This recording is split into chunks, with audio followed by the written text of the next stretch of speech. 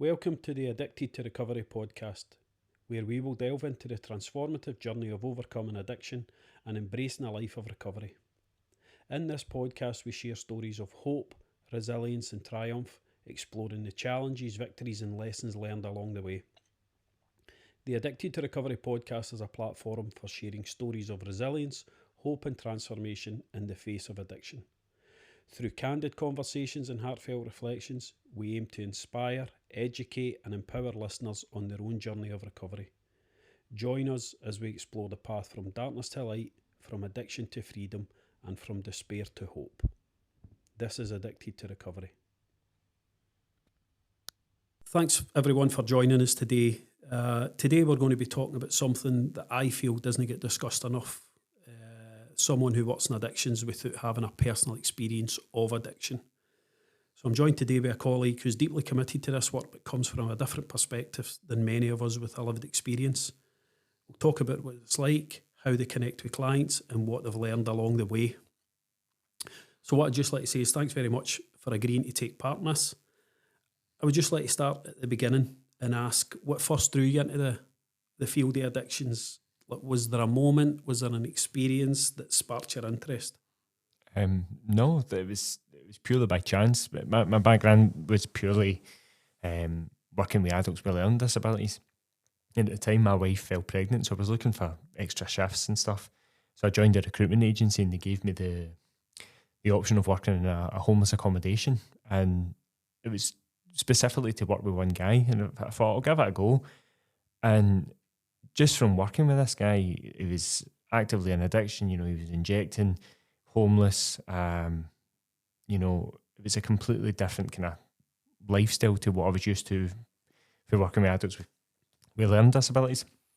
And then from that, just getting to know him as a person and, seeing other people in addiction and seeing like how things kind of worked and stuff, linking in with addiction services or, going to a chemist or accessing a needle exchange, all these kind of things. It just exploded for me. I was heavily interested, and just from that, I took everything like a sponge and just grew from there. So really, I take it then that looking at that, your understanding of addictions probably changed, deepened over time. 100%, yeah. Like as I've said to people all the time, that my knowledge of addictions was zero. The funny thing is, the only thing I could relate to at that point, my knowledge of addiction was possibly train spotting. I was never grown up around it. You hear the names and stuff of like drugs and stuff, but you feel like you're a million miles away from that. And even like in school, the things that you're taught, you're so detached from it because you're not exposed to it. So you don't think that you're ever going to come across it, and then just through growing up and stuff, you kind of get exposed to kind of wee bits here and there. But it was from completely nothing. And funnily enough, you mentioned train spotting there. So, in my opinion, I looked at train spotting when it first came out. Yeah, looked at it, enjoyed the film, thought it was good. It made people stars within it.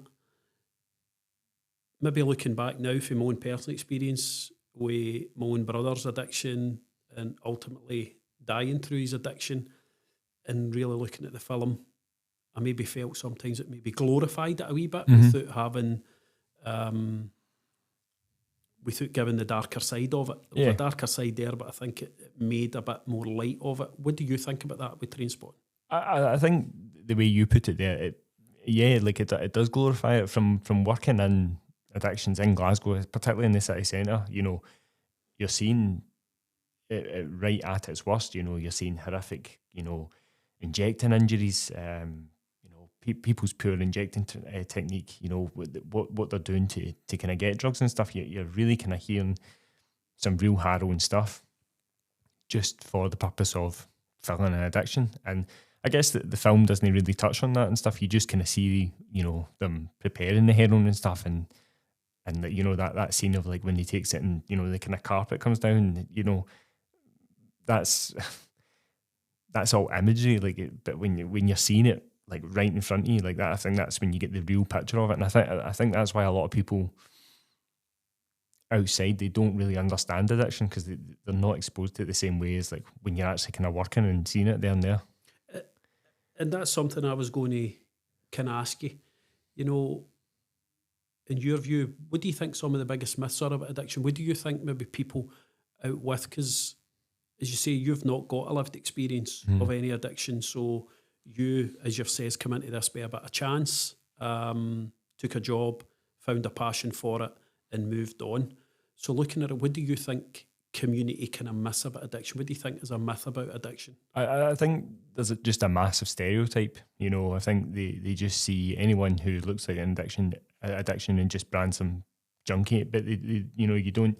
And again, sometimes it's not even meant as like a derogatory term. That's just what they've been grown up in. But from working in this line of work, some people have been through horrific trauma, like, or, you know, things in their life, relationships break down, or family members have died and they just can't cope. And, you know, to an extent, no wonder someone would use a substance to kind of forget or whatever. Like, so I totally relate in that sense. So I think even just changing people's perception on how they look at people, you know, because I think human beings as like a species and stuff, we are a substance using species.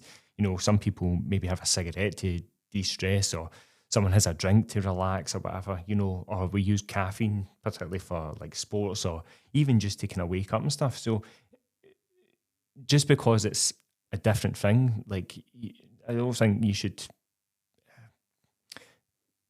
be derogatory to someone. Like, it's just, unfortunately, some people have been caught up in, and it's made their kind of life more problematic. Mm-hmm. And that, I say something, a lot of things I hear from a lot of people in recovery is that life experience creates a kind of shorthand, a kind of an instant connection with people if you've got a lived experience. I get it sometimes kind of through at me as such. I've not got a first-hand experience of taking drugs or being addicted to drugs as such. I look at mine as being a lived experience from the outside looking in. When I look at my brother and I look at the heartache and I look at the anger I felt and the resentment I felt just because of his behaviours and his drug use and all that kind of thing. But I get it through me that I've not got a lived experience just because I didn't take a substance. But I would look at it and say, well, I've got a lived experience as a family member. Yeah. You know, it's just the same experience. My brother didn't see the outside because he was, if you want to say, getting rid of something, you know, but he wasn't seeing that. How do you build trust with people in service or people that you're working with who feel that with you not having a lived experience, how can you fully understand them? I guess for me it was that I never ever really took the substance into consideration. Like, when I say that, like, I just treat them as people, you know, like that substance doesn't define them. And okay, yeah, I don't have an experience in taking drugs or being in addiction or having a family member in addiction. However, that the kind of basics, you know, empathy, compassion, and treating someone with respect and stuff, that's all kind of basic human interactions, how I would treat a family member, a friend. So I view it as no different. And I don't think for the fact that because I've not been in addiction that somehow my opinion's not valid. Like, I think, yes, there is a place for people with lived experience, and there's a lot of kind of useful information to take from that. But equally, there's a lot of kind of things that, you know, that are studied and, you know, tested that, you know, you can use collaboratively, and all you know all kind of work to reach the same outcome. All we're kind of trying to do is help people. So that's at the end of the day for me. That's something I feel. You know, I think there's a space for people with lived experience, because ultimately they are the experts at that. You know, we can be experts, classed as experts because of maybe an education or anything like that, but not having that, if you want to call it, first-hand experience. I dare say there is a space for that, you know. But yeah, I like when you say that collaborative stuff. It's something I'm big on, coming from a community development background, is that collaboration, that working together, that togetherness. So I think, you know, we need to learn that both, that we Yeah. can work with a lived experience, but also people without a lived experience can work in this field as well. And is there any challenges that you maybe face, especially when you've not got a lived experience to draw on? I think sometimes that I've faced in the past is like when people have asked me if I've got a lived experience and I say no, then sometimes the kind of back can be up that way. I mean, I've had, you know, sometimes when I've kind of worked with people, I've been told only an addict can help an addict. And I think there is, like you said, that like there's a lot of experience that someone with lived experience can give to someone who's actively in addiction. However, within that, there may be kind of coping strategies or things that they recommend that might have worked for them, but might not necessarily be healthy for that person. So that's when I think back to like people who are actively, you know, studying, or they've kind of gained a lot of experience from working in this field where, you know, there's maybe a safer approach that, you know, we're still getting the same outcome, but it's maybe more beneficial for that person. It's not kind of, you know, if we look at things like, say, triggers or relapse prevention, you know, take these as discussions of like conversation and say, right, well, how can we tackle that? What do we do here? And, you know, use kind of tried and tested techniques that might be more of a holistic way of kind of helping that person. And is there any moments that feel rewarding in your work?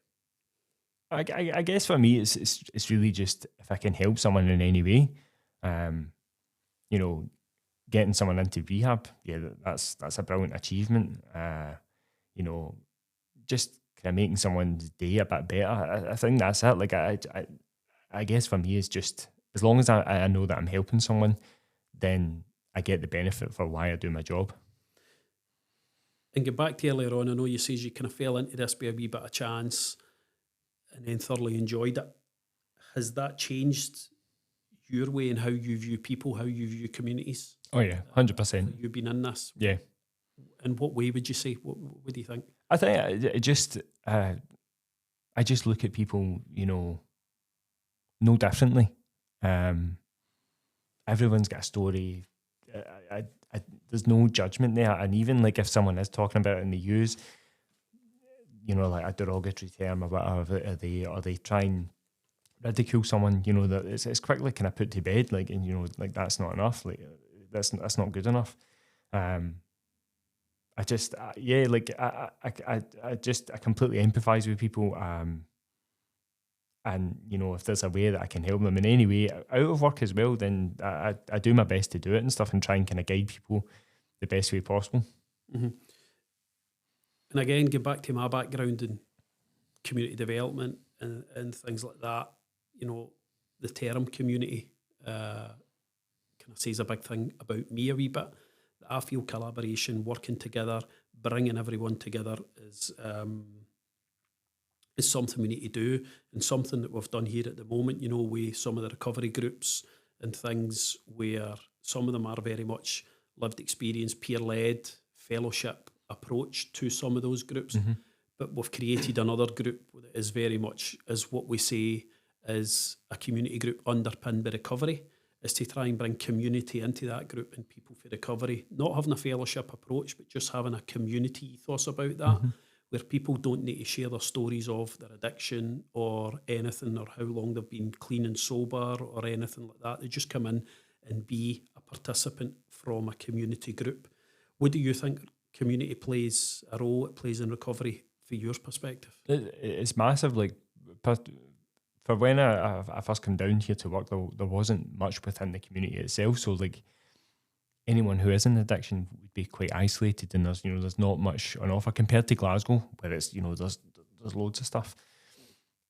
Whereas here, like, I think having a community is brilliant, because, you know, it gives people that kind of sense of like that, you know, they can go to speak to someone, they can, you know, they're not alone in that sense, and you know, there's stuff there that they can go that's going to build their self-esteem and stuff, and, you know, make them kind of feel valued within the community. And then hopefully from that, they're no just being tarnished with the same brush and just, you know, just being labelled as like, you know, a stereotype name. They can actually just be actively involved and kind of feel that they're actually helping people as well.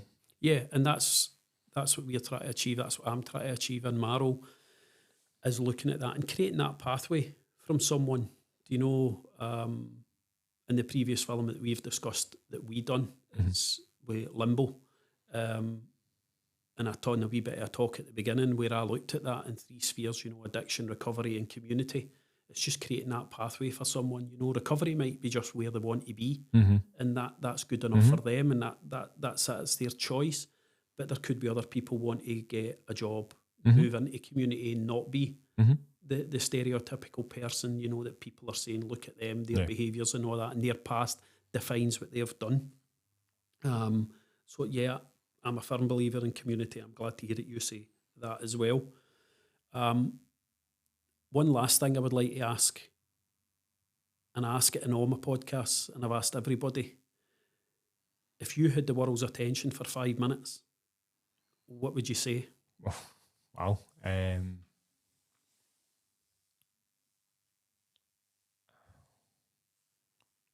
That's a hard one. I think the biggest one for me, I guess, just from working in this line of work, is don't judge a book by its cover. I think, addiction doesn't define a person in any way. And I think, when you actually get to know these people, some people have got some brilliant stories, or a lot of them have got brains on them. They're very intelligent. These guys have got something to offer as well. So I think, just looking at the person doesn't do justice for them. Like, I think, just give the time to get to know someone, and I think you'll be massively surprised. And I think you would realise as well that you're not that far away from it yourself. Like, anyone can fall into addiction. I think that, the big thing I was told very early on that addiction doesn't have a class. So, it's not like people choose to do this. No one ever chooses to be an addict, and whatever leads them to it, hopefully there's a way to kind of get them out of it. But there's just some really interesting people out there. That's probably all I can say in that sense. So just like to close by saying thanks very much for joining me today, and I really appreciate your openness, your thoughtful way you approach this work. And I think these kind of conversations help bridge gaps, build understanding, and I personally feel that's what recovery is all about. So once again, thanks very much.